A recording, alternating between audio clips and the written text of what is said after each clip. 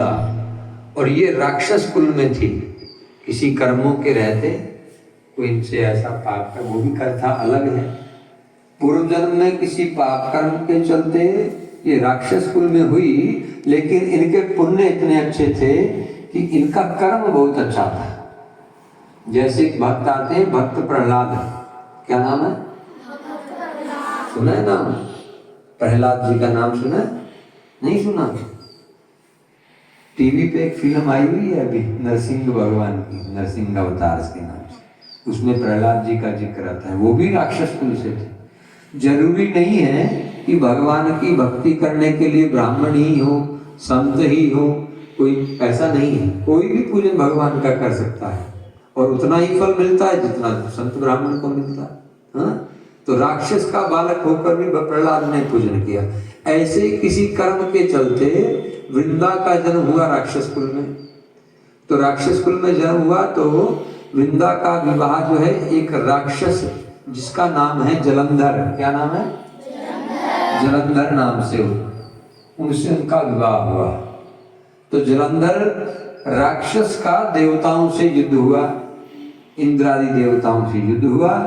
तो युद्ध करने के लिए जैसे जलंधर गए तो वृंदा ने कहा कि हे पतिदेव, मैं आपके लिए व्रत करूंगी।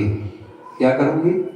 व्रत करूंगी, और उस व्रत के फल से मुझे पूर्ण विश्वास है कि आपको कोई भी देवता जीत नहीं सकता, तो मैं तब तक बैठ के पाठ पूजा करूंगी।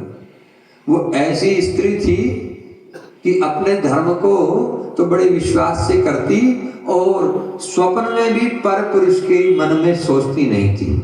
बड़ी सती साध्वी स्त्री थी। ऐसी स्त्री के पति जब युद्ध के लिए गए तो उनको कोई भी देवता जीत नहीं सका, सब हार गए। और हार कर भगवान विष्णु के पास गए और विष्णु से जाके बोले कि भगवान आप हमारी रक्षा करो। है भगवान, हमें जलंधर नहीं तो पूरे इंद्रलोक पे और राज कर लेगा, और फिर राक्षसों का राज होगा, धर्म का नहीं अधर्म का राज होगा। तो भगवान विष्णु ने कहा कि भाई ऐसा मैं क्या कर सकता हूँ? बोले आप वृंदा का ने जो व्रत है ना उसको भंग करो। यदि वृंदा जो जलंधर की पत्नी है उनका व्रत भंग नहीं होगा तो जलंधर इतना शक्तिशाली रहेगा कि उसको हम जीत नहीं पाएंगे। तो भगवान विष्णु ने कहा वो तो मेरा ही व्रत कर रही है और मेरी ही भक्त है, मैं उसके साथ छल नहीं कर सकता। लेकिन सब देवताओं ने कहा कि महाराज कई बार धर्म के लिए छल करना पड़ता है। भगवान श्री कृष्ण ने भी किया, साम दान दंड भेद, कई प्रकार से यदि धर्म की रक्षा करनी पड़े तो उसके लिए इन सब का भी प्रयोग करना पड़ता है। तो भगवान ने देखा कि जब कोई और मार्ग नहीं है तो भगवान जलंधर बनके, कौन बनकर? विष्णु भगवान वृंदा का जो पति है जलंधर, उसका रूप धारण करके उनकी नगरी में गए। और जैसे ही गए तो देखा कि वृंदा ने कि मेरे लगा कि मेरे पति आ गए हैं, क्योंकि चेहरा कैसा था जलंधर का, पति देव का। तो ऐसा विचार करके अपनी पूजा छोड़कर और उठकर खड़ी हो गई और जाकर अपने पति देव को प्रणाम किया। अच्छा, प्रणाम करने से क्या हुआ? जैसे ही परपुरुष को छू लिया, जैसे ही परपुरुष को छुआ, क्योंकि उसे लगा कि मेरे पति हैं, लेकिन वास्तव में कौन थे? कौन थे? विष्णु भगवान। कौन थे? क्या बनकर आए थे? पति बन के आए थे ना वृंदा के, जलंधर बनकर, लेकिन थे तो नहीं। हाँ, तो जैसे ही छुआ तो पर पुरुष को छूने से वृंदा का व्रत क्या हो गया? भंग हो गया, व्रत टूट गया। और जैसे ही व्रत टूटा उधर से जलंधर को इंद्र ने उसका सिर काट दिया खड्ग से, और जैसे ही सिर काटा, कटा हुआ सिर आकर वृंदा के उस आंगन में, महल के आंगन में पड़ा। और जब जलंधर का सिर पड़ा हुआ देखा तो वृंदा समझ गई कि ये जो व्यक्ति जो आया है ना, ये मेरे पति नहीं है, ये कोई और है। और फिर पूछा कि तुम कौन हो?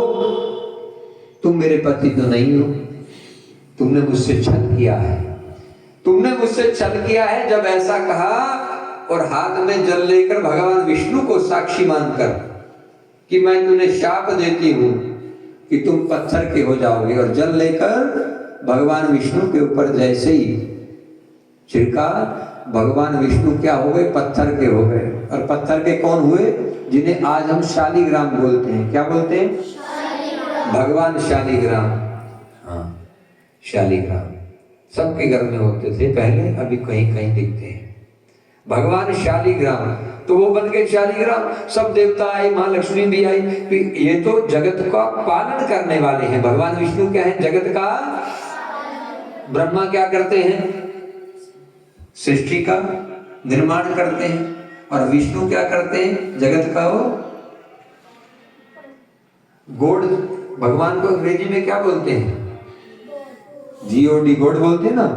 जी मैंने जनरेटर, जी मैंने ओ मैंने ऑपरेटर, ओ मैंने और डी मैंने डिस्ट्रॉयर, डी मैंने GOD बोलते हैं ना।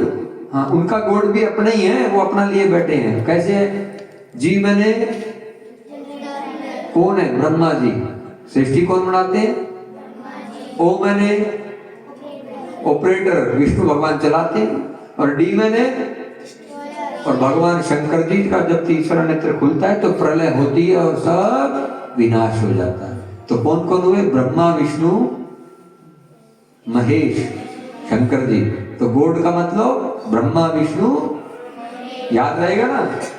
जनरेटर, ऑपरेटर और डिस्ट्रॉयर भगवान विष्णु। ऐसे भगवान की लीला है। तो जैसे ही वो पत्थर के बने, सब देवताओं ने आकर, लक्ष्मी जी ने भी हाथ जोड़ा कि ऐसे तो सृष्टि रुक जाएगी। जो सृष्टि चलाते हैं आपने उन्हीं को पत्थर का बना दिया, अब सृष्टि कैसे चलेगी? तो सबकी प्रार्थना से फिर से वृंदा ने उनको फिर से कहा कि नहीं, एक रूप में ये पत्थर के रहेंगे और एक रूप में सृष्टि का संचार करेंगे। और उन्होंने जलंधर के साथ अपने शरीर को सतित किया और उनकी भस्म से एक पौधा उत्पन्न हुआ। किसकी भस्म से? वृंदा की। किसकी भस्म से? वृंदा की भस्म से एक पौधा उत्पन्न हुआ और उस पौधे का नाम ही तुलसी मैया है। बोलो तुलसी मैया की। तुलसी मैया किससे बनी? पूर्व जन्म में कौन है? वृंदा। हाँ, जिस घर में भगवान शालिग्राम, तुलसी जी और जलंधर का एक स्वरूप बाद में हुआ था जिसे शंखचूड़ बोलते हैं। क्या नाम है? हाँ, जिस घर में बेटा ये तीन चीजें इकट्ठी रहती है ना, तुलसी के अंदर शालिग्राम रहे और तुलसी के अंदर ही शंख, दक्षिणावर्ती शंख रहे। ये तीन वस्तु, ये तीन जिनके घर में एक साथ रहती है ना, उनको जीवन में कभी अमंगल नहीं होता, मंगल ही मंगल होता है। और तुलसी जी की समिधा ये जो सूख जाती है, ये तुलसी जी में भी ब्रह्मा विष्णु जड़ में, मध्य में और ऊपर शंकर जी निवास करते हैं। इसलिए मंजरी में शंकर जी हैं, मध्य में विष्णु हैं, जड़ में ब्रह्मा जी हैं। तुलसी में भी ब्रह्मा विष्णु महेश निवास करते हैं। और तुलसी जी की आप घर में जोत करते हो? किस किस घर में जोत होती है? सबके घर में होती है जोत, होती है। सुबह शाम आरती होती है घर में, मंदिर में करते हो? हाँ, बहुत अच्छे। तो जोत में कभी कभी यदि तुलसी जी की जोत में लकड़ी, तुलसी जी की पतली वाली लकड़ी लगा देंगे ना, तो करोड़ों करोड़ों पाप, करोड़ों जन्मों के पाप एक आरती से क्षणिक क्षण भर में नाश हो जाते हैं, ऐसा मानना है। कभी शमशान में कभी कोई बुजुर्ग चला जाता है ना, तुलसी जी की लकड़ी की, केवल लकड़ी की महिमा देखो। ऐसा कहते हैं कि शमशान में जब आग उठती है, उससे धुआं यदि किसी को छू जाए तो हमारे करोड़ों जन्मों के पुण्य नष्ट हो जाते हैं। इसलिए स्त्रियों को अंदर जाने की मनाही होती है और पुरुष भी वहां से जैसे ही अग्नि देते हैं दूर जाके बैठ जाते हैं कि अग्नि का वो धुआं ना छू पाए।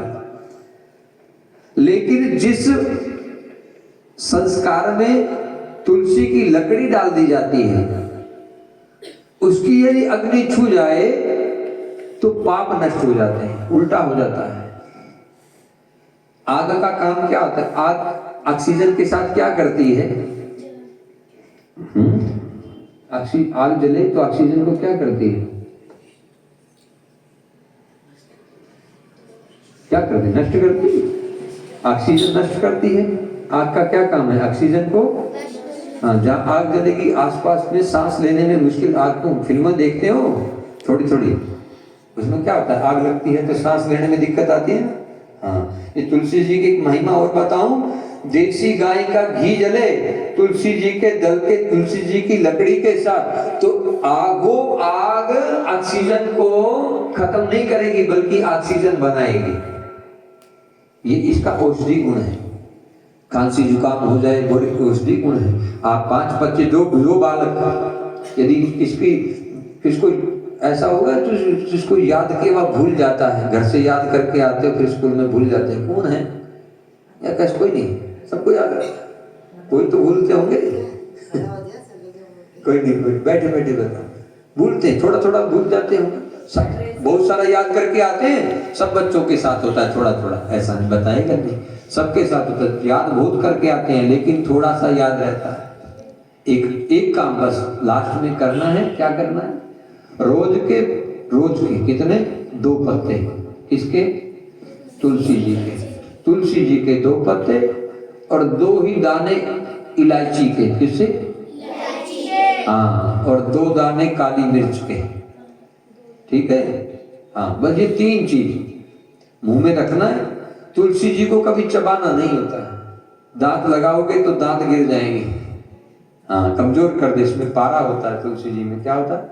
हाँ, इसको चबाना नहीं है, मुंह में रखना है और उसको घुलने देना है, घुलता रहेगा, और जब पूरा घुल जाए तो पानी से ऊपर अंदर ले जाओ। यदि बेटा तुमने 365 छोड़ो 40 दिन भी ये तुलसी दल का कर लिया ना, दिमाग में इतना याद रहेगा कि तुम भूलना चाहोगे तब भी भूल नहीं। हाँ, अभी का याद किया हुआ 10th तक याद रहेगा और 10वीं का सारी जिंदगी याद रहेगा। हाँ, ये यादाश्त बढ़ाती है तुलसी मैया, क्या करती है? हाँ, एक दवाई आती है ब्राह्मी और भी आती है यादाश्त बढ़ाने के लिए, इसमें भी इसका सबसे ज्यादा प्रयोग होता है तुलसी जी का, तो तुलसी जी यादाश्त बढ़ाती है, ठीक है। बोलो तुलसी मैया की। अब पता लगेगा तुलसी जी कहाँ से प्रकट हुई, पिछले जन्म में कौन थी? वृंदा। हाँ, अच्छा, वृंदावन को वृंदावन किस लिए कहते हैं? इसलिए तो कहते हैं। वृंदावन को वृंदावन क्यों कहते हैं? आपको पता था? सुना, वृंदावन सुना है, लेकिन वृंदावन इसलिए कहते हैं, वहां पर जब, अब तो बहुत विकास हो गया, नहीं तो छठी करा जब हम उतरते थे आज से 30-35 साल पहले, छठी करा जब छोटी अवस्था में हम जाते थे, छठी करा में उतरते ही वृंदा यानी कि तुलसी जी की इतनी महक आती थी, इतनी खुशबू आती थी कि पता लगता था कि 15 किलोमीटर पीछे से कि हम वृंदावन के पास हैं। हाँ, तुलसी जी 7 प्रकार की है, 7 प्रकार की अलग अलग जाति भेद से, लेकिन मूल रूप से एक ही है। और अब बस आपको एक ही बात अभी आपने करनी है, क्या? 2 पत्ते तुलसी के रोज बिना चबाए उसको लेना है। अगर कुछ नहीं मिलाना तब भी खाली तुलसी भी लोगे ना बेटा, यादाश्त बढ़ जाएगी, ठीक है। हाँ, विद्यार्थी कुतो सुखम लिखा ना श्लोक आपके पास, विद्या चाहने वाले को सुख नहीं, आप तो आराम चाहते हो, आराम नहीं चाहना, पढ़ना है, तुलसी पत्ते खाओगे फिर बहुत ज्यादा पढ़ पाओगे, इतना कि तुम में से कोई डीसी बनेगा, कोई बड़ा कलेक्टर बनेगा, कोई इंजीनियर बनेगा, कोई डॉक्टर बनेगा, लेकिन तुलसी मैया की कृपा होगी तो सब तुम्हारे स्वप्न भगवान पूरे करे, तुलसी मैया पूरे करे। अब एक काम रोज करना है आपने, वो क्या करना है? जब सुबह उठो ना, सुबह श्लोक याद ना हो कोई बात नहीं, लेकिन मेरी बात याद रखना, सुबह उठते ही सबसे पहले आंखें खोलने से पहले दोनों हाथ आगे लाओ, ऐसे करके दोनों हाथ आगे लाओ सामने आंखों के, ये देखो, कराग्रे वसते लक्ष्मी करमध्ये स्थितो ब्रह्मा करमूले सरस्वती। हाँ, लक्ष्मी जी, ब्रह्मा जी और मूल में सरस्वती निवास करती है। विद्या कौन देता है? सरस्वती मैया विद्या देती है ना। हाँ, तो इन तीनों के दर्शन करने और पैसे भी खर्ची के लिए चाहिए, खाने के लिए पैसा चाहिए, पैसे भी चाहिए, विद्या के लिए सरस्वती कृपा भी चाहिए, और ब्रह्मा जी की कृपा भी चाहिए कि आपकी सारी इच्छाएं। ब्रह्मा क्या करते हैं? वरदान देते हैं। क्या करते हैं? वरदान भी चाहिए, पैसा भी चाहिए, पढ़ाई भी चाहिए, तीनों चीज चाहिए ना। हाँ, तो क्या करना है? सुबह उठते ही आंखें खोलने से पहले हाथ आगे करने हैं और फिर दर्शन करने हैं, फिर आंखें खोलनी। यानी कि यहाँ पे मानना है कि लक्ष्मी जी को देख रहे हैं, यहाँ मानना है ब्रह्मा जी को देख रहे हैं, और यहाँ मानना है माँ सरस्वती को देख रहे हैं, उनके दर्शन हो रहे। ठीक है। और दूसरी बात, बस जब जमीन पर पैर रखें तो पहले धरती माँ को नमस्कार करना। समुद्र वस्ते देवी पर्वस्तन मंडिते विष्णु पत्नी नमस्तुभ्यं पाद स्पर्शम समस्व में। धरती माता कौन है? विष्णु जी की पत्नी। कौन है? विष्णु जी की पत्नी। हाँ, तो हमारी क्या है? धरती माता। माता के सिर ऊपर पैर रख के थोड़ी चला जाता है, लेकिन करे क्या? हवा में तो उड़ नहीं सकते, चलना पड़ेगा, तो माफी मांगेंगे ना। समुद्र वसने देवी माफी मांग रहे हैं, हे मैया हमें माफ करो, हमारी मजबूरी है कि हमें आप पर पैर रखने पड़ रहे हैं। दो काम। और तीसरा बस ये काम करना है, जब भी आपके सामने आपके दादा दादी माता पिता भाई बंधु कोई भी बड़े आपसे आते हैं, बराबर छोटा आता है तो हाथ जोड़ के राम राम, और बड़ा आता है तो लड़कियां तो हाथ जोड़ के राम राम हरिओम, जो भी आपका बेटा है वो करेंगे, राधे राधे जो भी बोलना चाहो। और लड़के क्या करेंगे?